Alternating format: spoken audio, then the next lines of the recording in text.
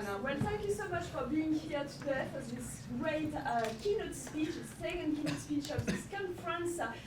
Professor Lise Terras is Professor of Cultural Digital Heritage at the University of Edinburgh, and she's also a fellow at the Keynote Institute and a trustee of the National Library of Scotland. She's also very active on Twitter, as you probably know already. And this is the title of her talk today, Inviting AI into the Archives. So thank you so much for being here today, Melissa, and please welcome Professor Melissa Terras. Thank you very much, Lisa. It's a delight to be here and to be at such an interesting conference, and thanks to Vanessa as well for all the organisation behind the scenes. I'm going to tell you a story today, and it's a story which started about 12 years ago when I was at University College London. I'm now at the University of Edinburgh, but I'm still part of this story. And it's a story which starts with a dead philosopher, and it ends up with a piece of software that's used by 30,000 people every month and has 1 million images getting processed through it. So I wanted to give you the overview today of how we got from having a dead philosopher in a box to a bit of software to actually building a useful tool for the digital humanities around handwritten text recognition. And then I'm going to bring up some of the current issues which we're grappling with about this tool to give you a sense of some of the things that we need to think about as we invite artificial intelligence into the archives and how we think about how that's changing historical practice and archival practice and our engagement with history. So, this starts with crowdsourcing. Crowdsourcing, of course, being a very modern word which came up about 2000, the use of online tools to distribute tasks through volunteers to get them done much faster. But as you all know, this act of reaching out to the crowd and asking for volunteers has a huge history. Town planning in the 18th century, the mass observation archive throughout the 20th century. Using volunteers for labour is not anything new, but putting the internet in there is. We've seen a raft of crowdsourcing activity over the past 10 to 15 years in the library and archive world. And one of the most famous ones, of course, being the OCR correction in Trove, getting people to correct. I think at this conference it's mandatory that in each session someone has to mention Trove, right? It's such an excellent large-scale digitised project. But the handwriting correction was a phenomenal success, actually asking readers to contribute back to the platform they were using. We see other things like old weather where people are entering dates and names of ships. So this is humans manually entering data and being able to be used in other ways. So the old weather material is used in looking at climate change, and the data is used by scientists now to model environmental aspects. If you want to set up a crowdsourcing tool or platform for archival documents now, it's not that hard. There are off-the-shelf tools that you can take and implement. I would recommend Scripto as somewhere to start with. All you need is the digitized images.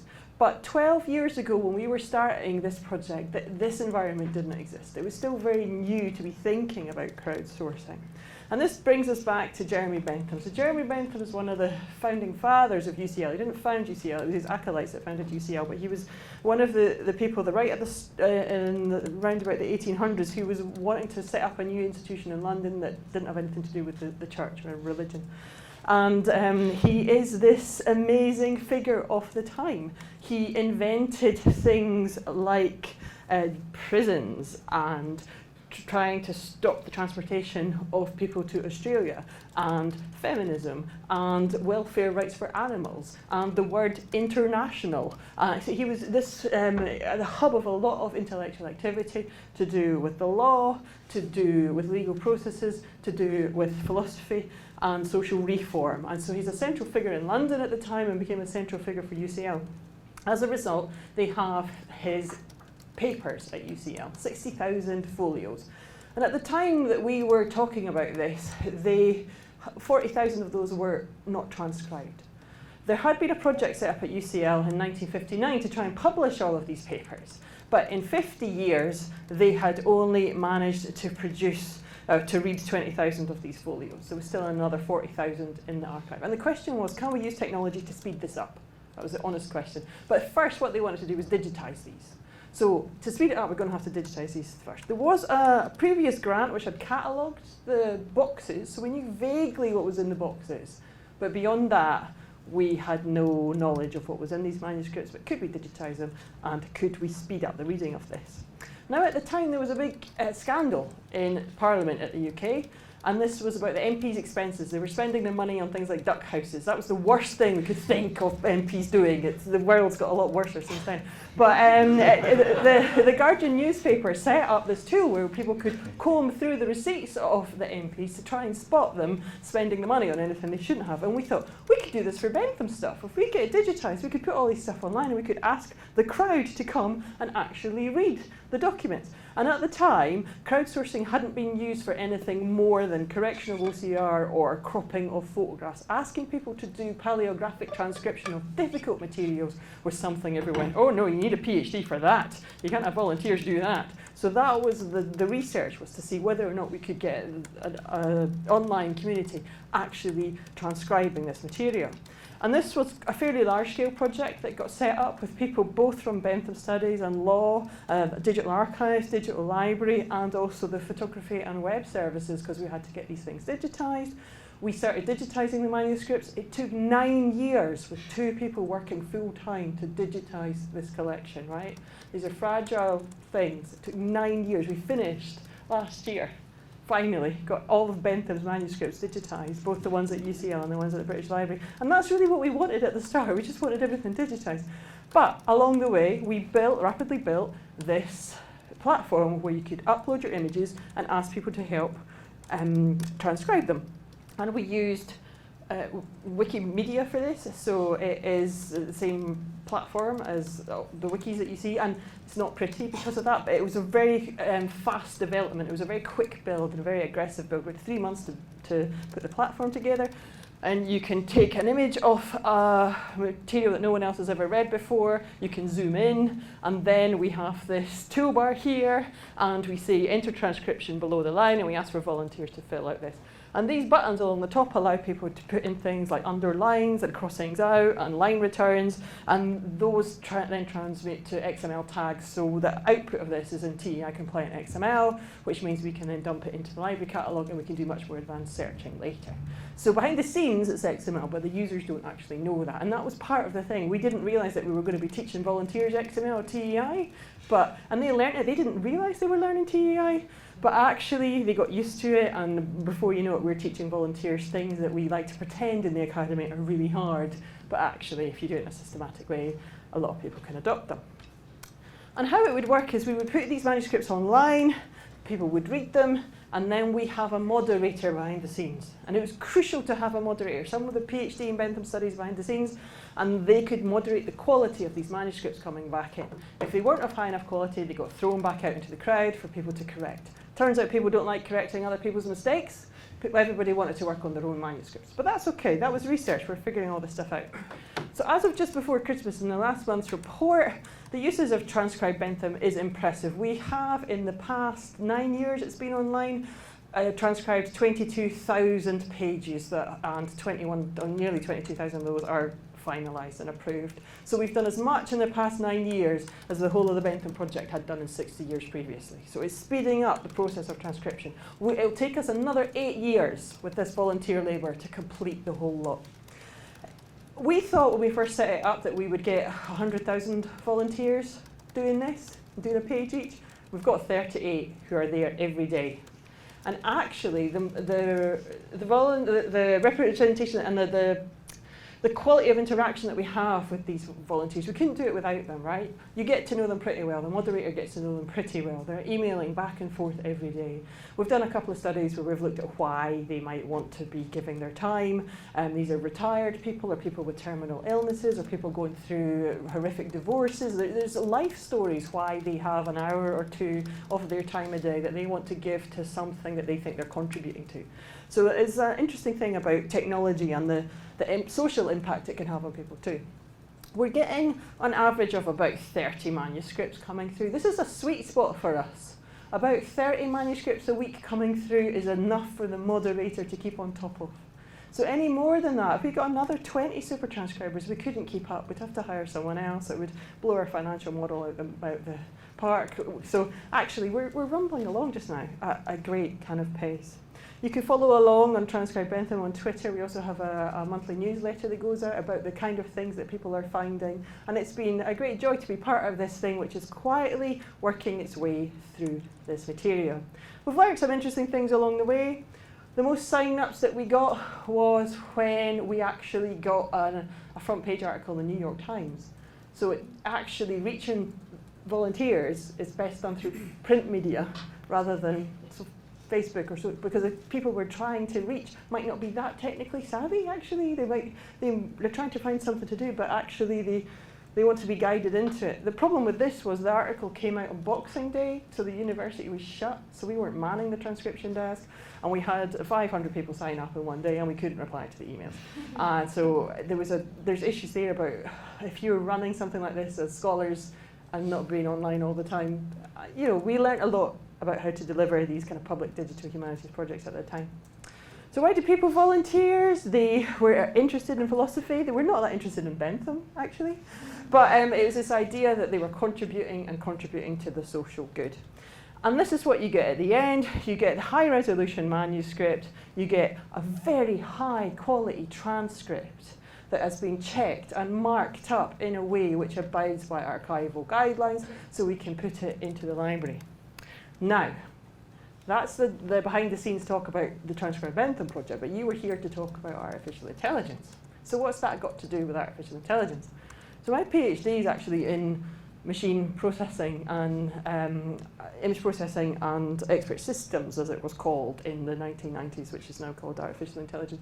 And I should have realised that what we were doing, we weren't really transcribing this so that it'd be useful to humans. What we were doing is we'd actually built the best training set to teach a computer how to read Bentham's handwriting, right? Because what you need to get high quality transcripts or to train a computer is you need high quality data, super high quality data, really good images of high quality and really good transcriptions that have also noted up all the difficulties in it. So we were approached in 2004 by a consortium of people working on handwriting recognition technology, saying we want to tackle historical documents, but we don't have enough training data. And what you have this mechanism and you have this amount of information that we could use to generate the models. So we joined the READ consortium. Handwriting recognition technology has been around for a long time. So there are books about the histories of handwriting recognition technology, which were published in the 1980s. So they look back to the Victorians were trying, right? The Victorians were trying to solve this. It's not a new thing. For over 100 years, people have been trying to automatically generate and read handwriting. There were some successes from the 1960s onwards. Things like postcodes or checks, that's all automated and has been since the late 1960s. But taking a historical document or any letter that's written by a human that might have unbounded information is a really complex matter. So we were trying to improve the quality of algorithms which were already existing by using machine learning and by providing this training set. And machine learning is very different from deep learning. So you can point supercomputers at texts and ask them to come up with their best thing without any human interaction. But the amount of compute that takes is massive, and the quality that you get out is very difficult.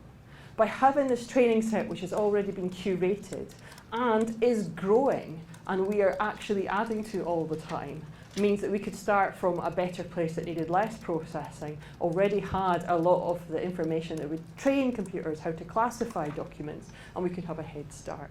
So that's one of the reasons why we got involved with the READ project. The other reason, if I'm going to be brutally honest, is our project funding had come to an end for Transcribe Bentham. We were only a couple of years in, and the funding to be part of this EU consortium paid for the moderator behind the scenes. So we were going to be able to keep our whole project alive by being part of this consortium. So it was a win-win for both of us, really. So the READ project started 9 years ago. It's had 2 separate EU grants, following on from the other with the same team. There's a huge group of universities. There's about 8 central and another 30 who are involved. A huge list. We published a paper at the end of the project, and it's got over 40 authors on it, right? So it's a big team that are working on this, and I wouldn't like to say that I'm the only person who works on this. The project lead's called Gunter Mühlberger from Innsbruck, so the project is led at Innsbruck, but at UCL we were helping with user interactions, the use community, reaching out to the paleographic community, and also libraries and archives, and keeping Transcribe Bentham as a case study where we were testing out various bits of kit with our use community too. So we came up with a bit of software called Transcribus, and it launched about 4 years ago, and everyone was very excited about this. And it didn't really quite work the first couple of months, but that's okay, because what we needed to do with Transcribus was to start learning from the user community. We needed the user community to help us train the models that we had built. So at the centre of Transcribus, there is a model as to how the computers or how the processing units understand human handwriting. And that's based on a few things. It's based on image processing. It's based on language models. We have different models for Gaelic, for Latin. And these things come together in a statistical manner to be able to interpret images. But we need a few other things. We need archives to deliver their documents, and then we send them back in rich documents. We need an ever-improving list of algorithms from the computer scientists who are involved in this project, so we need that engagement as they see improvements continually. We need humanities folks to be working with the documents for this all to matter, and we need people who are going to be training up their models.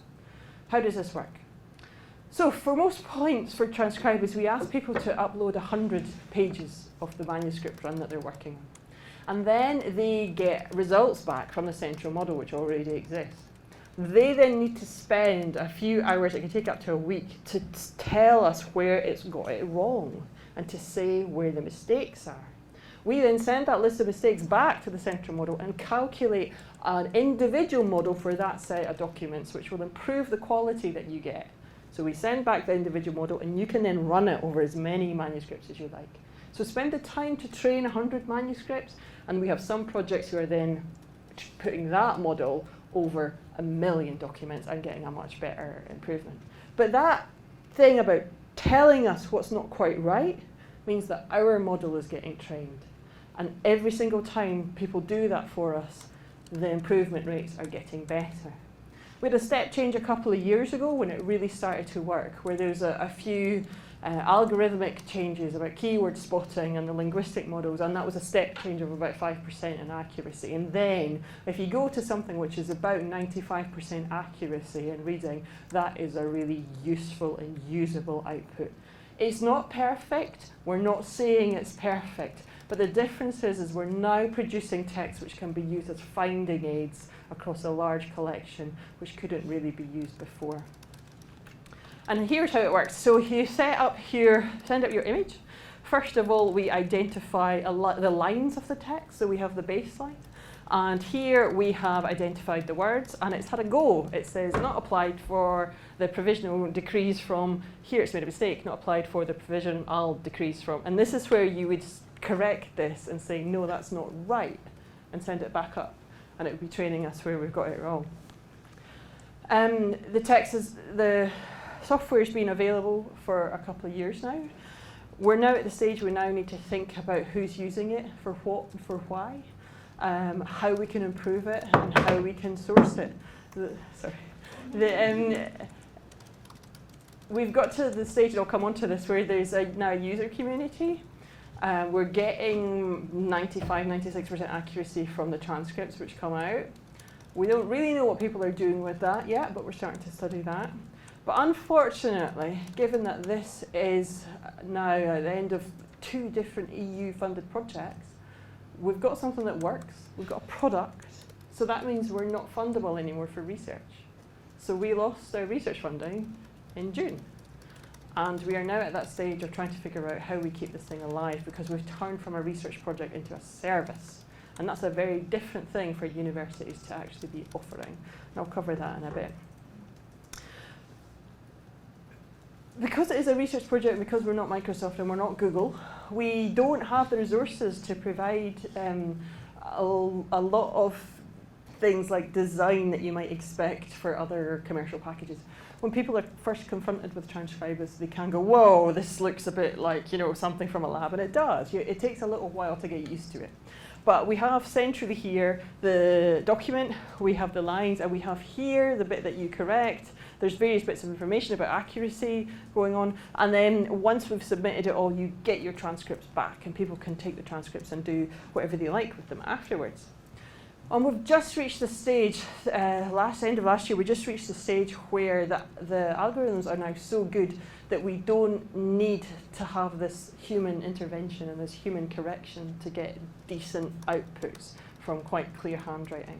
So with the community that we work with the transcriber Bentham community, we put up 90,000 images of Jeremy Bentham's manuscripts that have not been transcribed by humans, but the accuracy is enough that humans can then search within them and use them.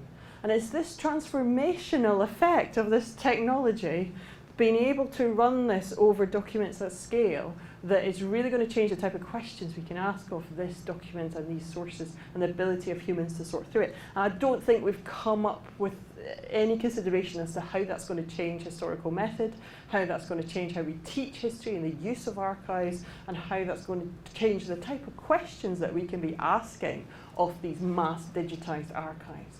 And it's at that point then that HDR becomes part of the digitization workflow, which it wasn't before, right? You would digitize, you would put it into your CMS, people would look at things on a one-by-one basis. We are now moving towards collections as data, where people are wanting to have the complete download of an archive rather than just individual items. But we haven't yet seen a throughput where people are digitizing at mass and then allowing people to search within keywords, within the images of those manuscripts. And our CMSs don't work like that yet. So there's a bit of plumbing behind the scenes about how we can take the output of transcribers or any other HDR program, and other programs do exist, to be able to assist people within the library and archive world and the type of research they want to do with these humanistic collections. This is just an example from that, where I typed in the word candle into these 60,000 words, and yeah, we've found 26 documents that have the word candle in it, and you zoom in and it's not even Bentham, right? It's not just Bentham, it deals with other hands too. It's not just about one person's hand, it's anyone. So here it's from Richard Doan, he's written the word candle. Here we don't know who wrote this, but we can identify it. So it's allowing people to search through mass digitized content in a way that was previously unheard of. We've seen a lot of use of transcribers, and it is increasing at a rate of knots. So up to the end of 2018, we had just over 15,000 users. By the end of last year, it was 25,000, and we're now getting 2,000 new users signing up a month. So we've hit that tipping point where actually it's kind of almost exponential growth that we've got. And the system is scalable because it's on the high performance computing unit at Innsbruck. There's not an issue with scale, and it's not an issue with the throughput of this and the processing of it, but there might be an issue. We're still working out how we can support that community, because we're not used to dealing with that level of support and inquiries from a large-scale community who are working with this material. And although we have 30,000 odd users now, we really see about 900 people a week using it, right? So we have 900 active users a week. Not everyone's coming to all the time, but there are certain projects that are using it all the time. We hit last month, for the first time 1 million images going through in a 30-day period. 1 million images went through the servers. So that's a huge amount of uploads and a huge amount of information. I should say we do not keep the images.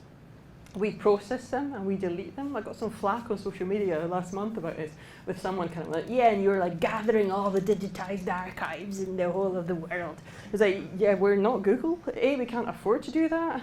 B, we would never dream of doing that because there's issues about IP and copyright and GDPR that we just don't want to go there. You have chosen to upload it, we process it, we send back the transcripts, and then we delete everything apart from the improvements to the model. So we're not a storage system. We're not a platform where people can publish stuff. We are taking uploads and then deleting the things after.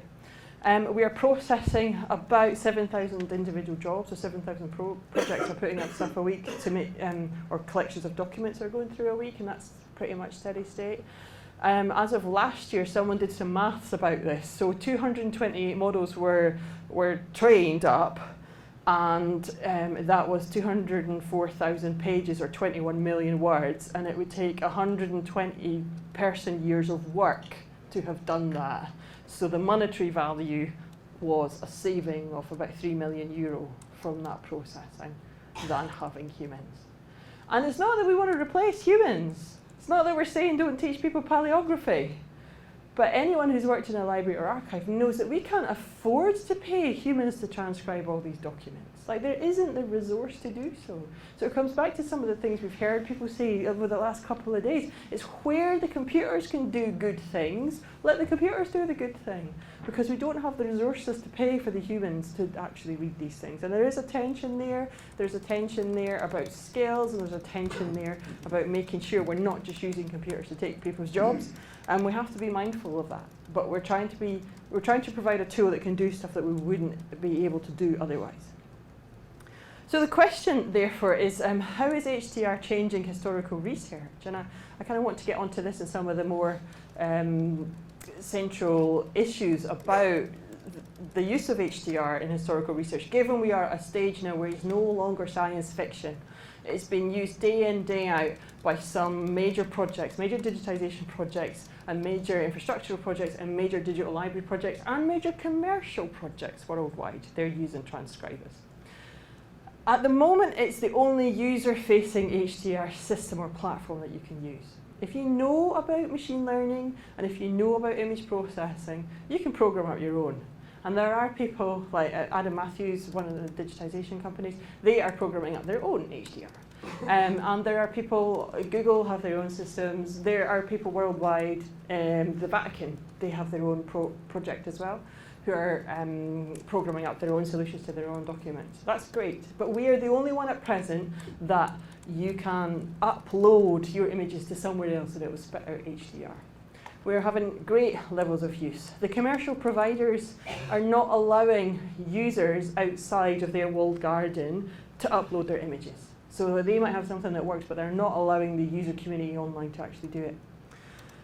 So I want to use transcribers as a case study to look at how this change is affecting users or readers of historical documents, because it's an ideal case study of a relatively open bit of software with a relatively big user community that we can actually engage with and start to ask these questions.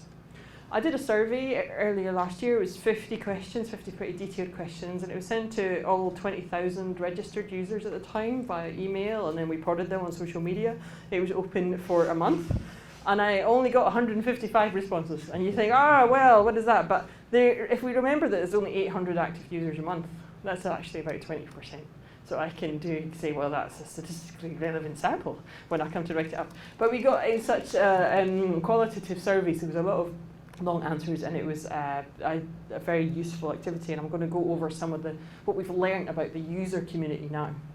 So most people who are tackling this, there's a subset of the community which are genealogists or people that are working on their own family history documents. So many people working on projects which are less than 100 pages, and they'll never need to train a model, never want to train their own model. They're just trying to get transcribers to spit out a transcription of a relatively small subset. There's a small number of projects that come from major institutions who are putting things through over 10,000 pages, but most of the projects are about 5,000 pages long. It's not then it wasn't a huge amount of people were actually doing large-scale projects. If we look at the number of planned pages which are going through, there was only 2 which are planning to put more than 1 million pages through at the time. And we didn't know about that, so this was a useful thing, because it turns out there was 2 other EU-funded projects who had built Transcribus into their workflow and into their bid, but it's a free tool, so they hadn't had to ask us. There was no reason why they should have told us about it, but it was interesting from the survey to learn that we were actually becoming part of the framework for digital bids within the EU system. We asked people how they were going to get the images. Most people had digitized them themselves from personal resources or from an institutionally funded project. It was very rare to take images from somewhere else and run it through Transcribus. So this gets to the hub of the matter that it's still dependent on digitization, and digitization is still expensive. So if you're wanting to run things through Transcribus, you have to pay for high quality digitization in the first place. We do have a tool, an app that we've made called the Scan Tent, which comes with Transcribus. And this is a portable studio. It's a portable pop-up tent where you can put in a decent mobile phone, and you can, in a library or archive, be able to rapidly use the mobile phone to take decent quality images, like turning the pages and do it. So we know a lot of people are using these, and we've sold quite a lot of them for libraries and archives, some of which allow you to take these things into reading them, some of which don't. But for the most part, people are having to digitize or get hold of these digitized collections. They're not taking mass digitized content from elsewhere and running it through Transcribus. We asked if Transcribus is useful, like why is it useful? We got 130 very detailed responses. People were talking about that it was difficult to know if a document will contain any useful information before deciphering it, which takes a lot of time. Other folks are using it for personal reasons. I couldn't read the handwriting, it's used anymore. I suppose my grandpa's writing is not really easy to read at all. So it was nice that they could read their grandfather's handwriting using Transcribus where they couldn't read it themselves. Transcribus works in a variety of European languages, and we're expanding it all the time. We are a small workforce, so having HDR complete even a portion of the transcription process is helpful to us. Again, resource saving. And because no other OCR or HDR software can assure the results obtained by Transcribus, typography is not regular, but HDR works fine. I don't want this to be an advert for Transcribus. It's not perfect, right? We got a lot of love from the survey, but we also got, your tool does not work. And someone, there's 50 questions, right? And he went through, and I guess it was a him. I don't know what the gender of this person was. We didn't collect that, but I'm guessing it was a him. He went through every single question and wrote, your tool does not work. So he spent at least like half an hour every time, like going through this. When it turned out, when you looked at why the tool does not work, it's because when we asked him what language he was trying to put through Transcribus, and he was trying to do it in ancient Greek.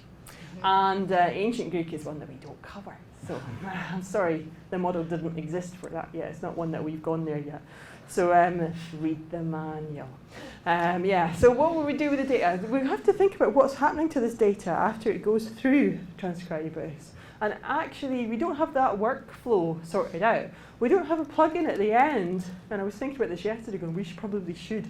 Where if you've uploaded all your images and you've got transcripts of the text, wouldn't it be nice to have some kind of online tool that you could just upload your images and the transcripts and have some type of online edition? Because at the moment, we're just delivering this back to people, and they've got to sort all that out themselves. So if you want to do something with it, it really is up to the user what happens, and we don't really know. So I asked people, what are they doing with the data? Numerous folks want to create a TEI edition and create an online digital edition, private use, whatever that means, for the documents. The data was part of the 2 Horizon 2020 projects. We plan to annotate it for grammatical analysis and data extraction, edit it and publish it along with our annotations. So that's scholarly projects that we're contributing to. Our ultimate aim is to import the transcriptions to our collections management system so the content can be viewed alongside the digital images of the item. Now this is how I kind of had thought that HDR would be used, to create more relevant finding aids alongside mass digitized content. Because yes, you can digitize 1 million images of handwritten text, but searching through those as a user is really torturous. So I had always presumed that it would be used in that way for search, for then humans to actually go back to find images that might have the content that would be relevant to them. Lots of people using it for ancestry and genealogy to try and sort through records, birth, marriages, and deaths. Tables, it does tables pretty well now too. And your tool does not work. So it didn't work for absolutely everybody. We get on now to the sustainability of Transcribus. So we asked these people, are you worried about the sustainability of transcribers, given that, it's at the heart of your Horizon 2020 project. And a lot of people hadn't even considered it. And a lot of people don't know that Transcribus is at the end of its funding. So this is a bit of work. This is on us. We've got a bit of work to do to say, look, we're out of money. And high performance computing, although it's in an institutional context, is not cheap.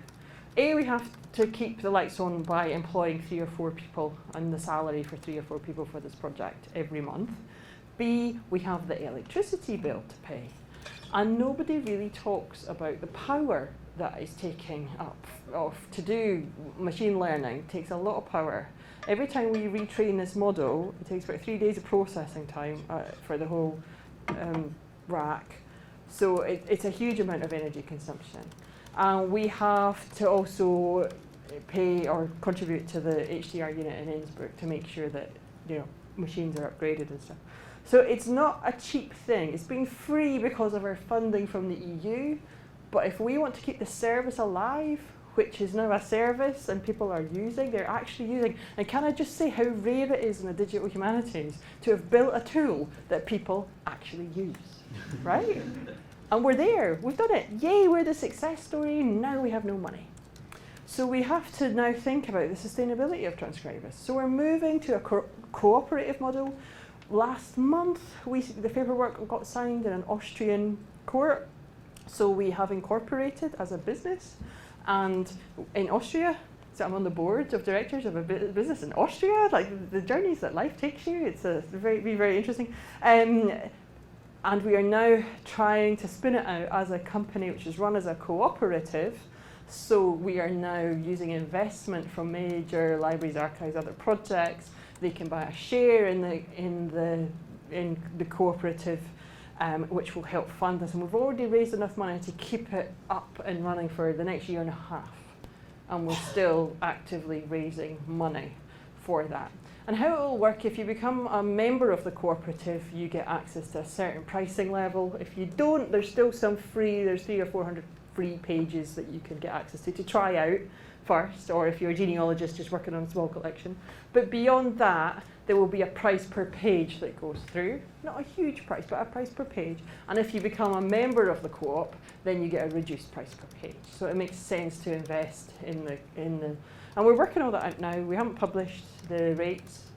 They are buried on the READ website, but at some point we have an activity that we need to do about reaching out to the community and explaining this to them, that if they want to keep using this tool and to not have it locked away behind big commerce in a way that allows the scholarly community and the library and archive community to get fairly cheap access to this advanced artificial intelligence, we have to sustain it in some way. So there's conversations happening with major libraries and archives, and we already have about 30 major institutions signed up as founding members of the cooperative. So we are trying, but I will say that we are academics, and we're not Google and we're not Microsoft. We don't have that shiny front end, and we also don't have a million people behind the scenes who are business managers.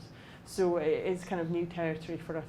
You can count on the fingers of one hand how many humanities projects have spun out, digital humanities projects have spun out and been able to keep alive at the end of the project funding. So I don't know, but then that becomes the research, doesn't it? We're actually engaging with something, we're trying to do something that's different, we're experimenting with it, and we've got to try, and it will be interesting whatever happens either way.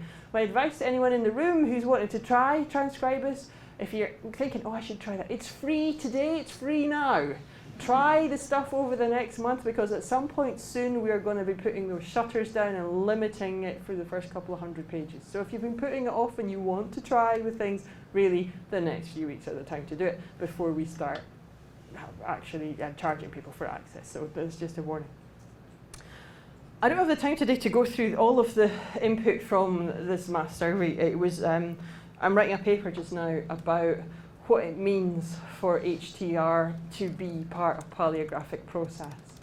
I don't think we'll ever need to replace historians and people that can actually read ancient documents, or early modern documents. But there's only about 30 or 40 people in the UK who are employed full time to do that anyway. It's a small professional community of experts. what we're trying to do here is to bust open a lot of access to digitised material. And when you look at this, just a word cloud, I know that's a low-hanging fruit when it comes to visualisation of text, but the word that everyone mentioned was access. So access is the thing that people are thinking of. We are transforming access to the archives, and that will change our way that we can consider them within history, or as the results, or there's the source for other information, the source for other processing. And I don't think we've got our heads around really what that means at all. What that means about what questions we can ask, what it means about what biases we're bringing in at scale, what that means about how we teach people to surf and navigate this content in a way which can be useful. And as someone who's been teaching digital humanities for the past 20 odd years, I think we need to consider the skill set for the students coming through to make sure that they're ready to surf that wave and to take it where it's going to go. Because that will have implications not just for historical documents, because this stuff works also on modern documents. And if you don't think the NHS is currently digitising every single print record that they have with handwriting on it and putting it through this type of stuff, well, we've got news for you, right? They're outside the M25, there are these vast hangars where people are digitising everything, banks, NHS, it's a mass industry, digitising the modern records of the modern past, and then using HDR for that. So we need to be asking difficult questions about what this means for understanding of the past, for levels of accuracy, for tying it back to the original, for checking, for verification, and think about the processes around all of this, because it's coming, almost taking us by surprise. This was science fiction until 2 years ago, and now it works. And we need to engage with that, and we need to actually be the voice that can be critical about it as well as using it. So I just wanted to give the last word to some of the users about, I asked them, like, you know, if you've got one thing that you wanted to say, final words about transcribers. And people said really nice things. It'll be priceless and immense. It's revolutionary. It's going to help us access so much more information. It's a huge impact. It's going to be great. The possible future effects are monumental. I don't know. That's my favourite one. It'll be easier to look for the needle in the haystack. That's what we're going for. Thanks to your team for your inspiring work. And instead of saying this tool does not work, I'm leaving it with transcribers as the most promising scholarly project today. I look forward to seeing how it develops. And we're going to try and keep going. And some folks know that we're trying to keep going. So just a reflection now to wrap up on these things. So let's start with crowdsourcing. For crowdsourcing and going through to machine learning, you need quality. You need quality information all the way through. And moderation then is needed for the creation of that content, and that requires resources because it requires people. If you want to get good community engagement, you need resources to manage that. The time that our moderator had taken with that community to make sure that they trusted them and to make sure that the back and forth was fluid, that takes a lot of time, and that requires resources, it requires people. We also needed to take an ethical approach to crowdsourced transcription. I mentioned some of the reasons people said that they were contributing their volunteer task. Some of these people were going through very difficult times in their lives, and the moderator got to know them quite well. We weren't really aware of that when we started the Transcribe Bentham project, and we needed to support him or her. There was a couple of moderators, but we needed to support them too. That required care, it required sensitivity, it required empathy, and that requires resources. We have to make sure that we have the resources to support our team. We have to think about the sustainability of Transcribe Bentham. Again, it's at the end of its financial grant-getting life. It is now an established project, but we've got 8 years to go to keep the lights on if we want to finish the project. So we need to think about how we're going to do that and how we're going to pay for the moderator. Digital projects have shelf lives. We talk about sunsetting projects. It's one horrible management speak, but we talk about, you know, it is time to say that this project has had its time and the sun's going down on it. But we want to keep Transcribe Bentham going. It's very rare to have a project which has gone for, or which will have gone for 16 years by that point, and to keep the doors open to make sure that it's actually working. It's also an issue about sustainability, about updating the software and the infrastructure, and this will come too for transcribers at some point. We'll need to make sure that we continually update the infrastructure.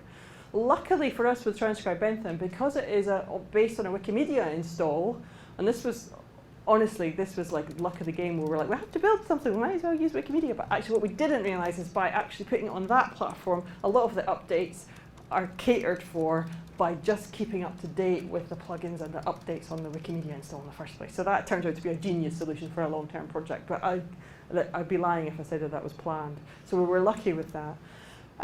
We have to ask about what happens to the data before and after these projects.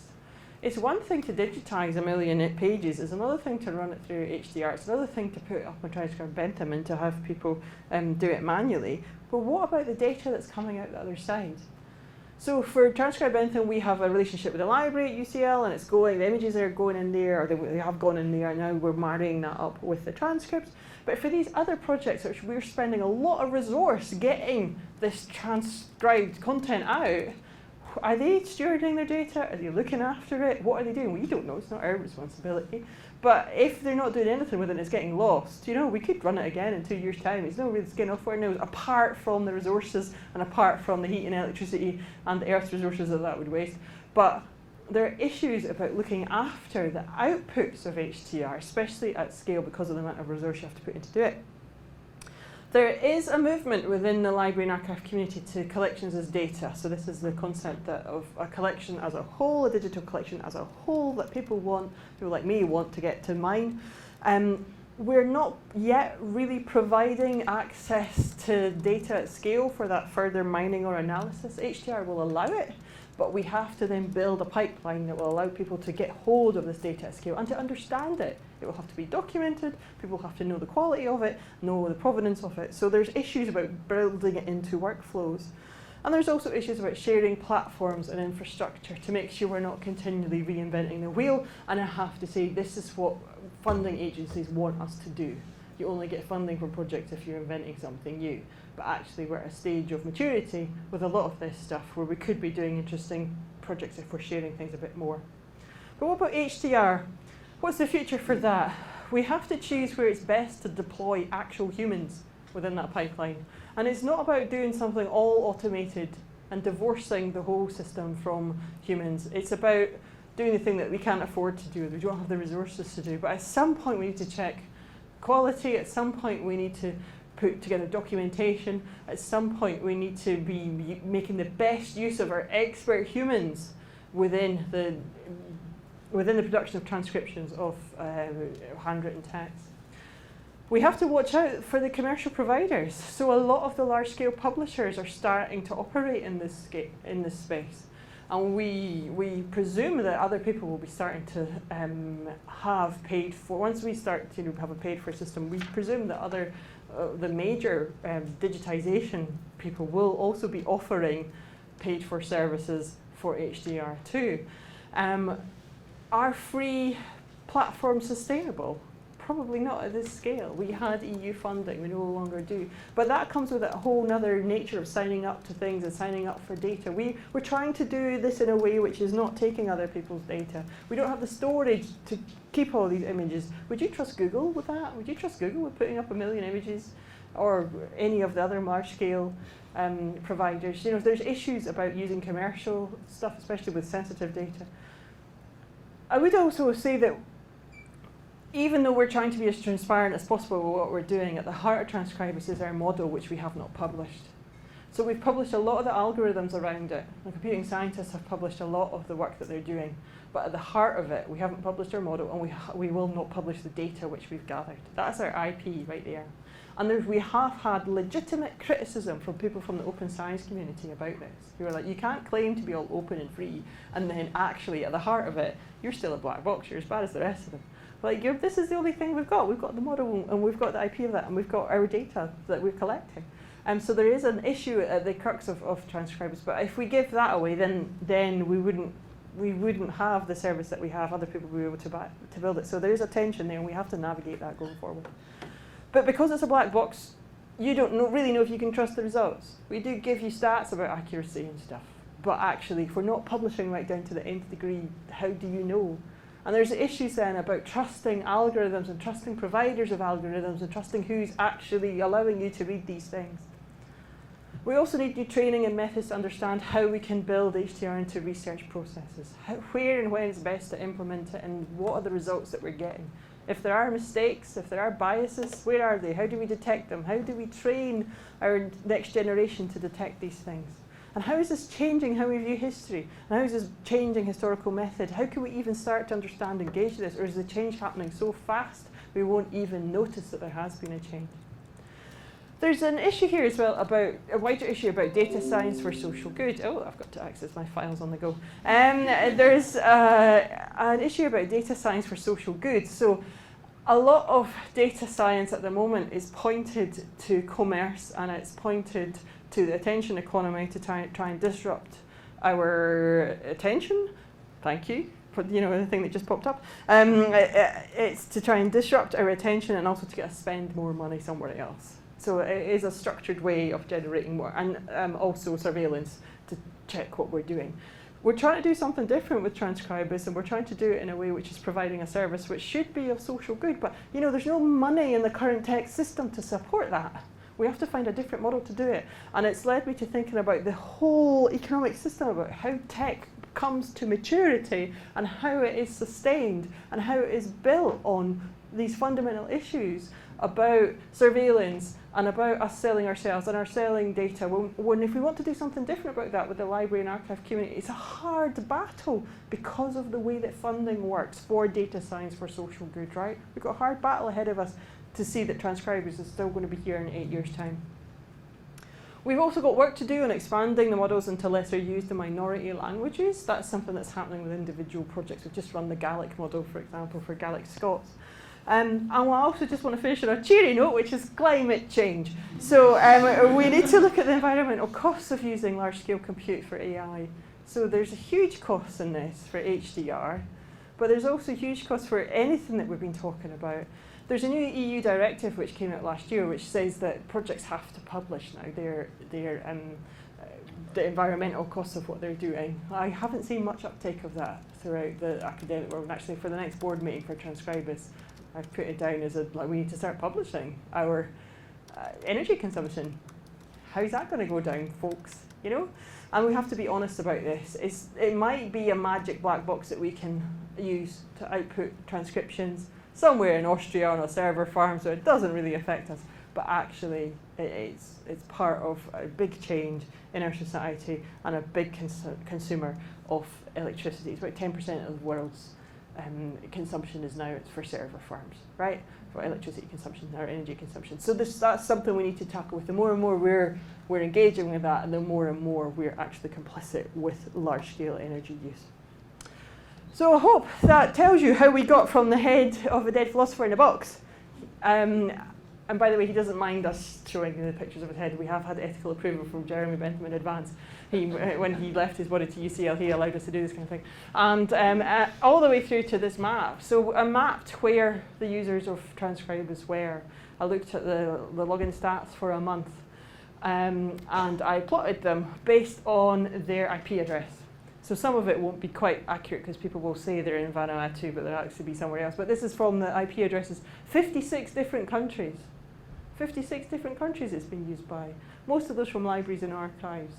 So we've managed to build this tool which actually works, which has been used for and useful by the user community, but I hope that we can use it as a lens by which we can start to ask questions about what it means to be using HDR, why we're using HDR, how it can be successful, how we can sustain stuff, and how we can build these type of infrastructures for the good of the library and archive community.